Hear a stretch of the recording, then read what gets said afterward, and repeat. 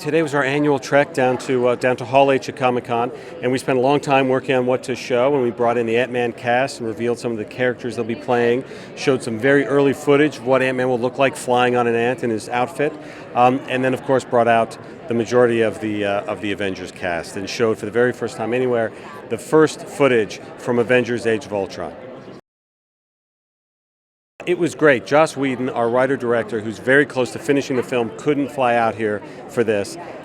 So we were going to record the reaction, not knowing what it would be. The clip finished. I turned around. It was a standing ovation, and I took a photo for Joss and sent it his way. Paul Rudd and Michael Douglas both making their first Comic-Con appearances for our Ant-Man panel. They both play characters who had been the Ant-Man in the past, and Paul Rudd becomes the Ant-Man in this film. And then it was about bringing the Avengers, and of course Robert Downey, who brings the house down and who always has something up his sleeve.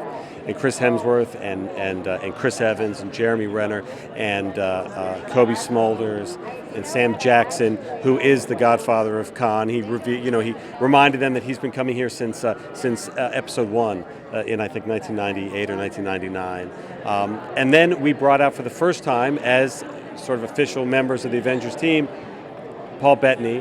What's exciting about that is this will be the 5th Marvel movie that Paul Bettany has been a part of, but the first time he appears on screen, because he, of course, had been the voice of Jarvis, the trusted AI assistant to Tony Stark for many, many movies, and now finally he's going to appear on camera as another character known as the Vision, and also Aaron Taylor-Johnson and Lizzie Olsen as Wanda and Pietro Maximoff, the Scarlet Witch and Quicksilver, new members of the team, and then culminating in Ultron himself, James Spader, who is just amazing and who I think revealed that he loves weird and wild things and that this place is the weirdest and the wildest place he'd ever been in his life, which is a fair assessment of Comic-Con.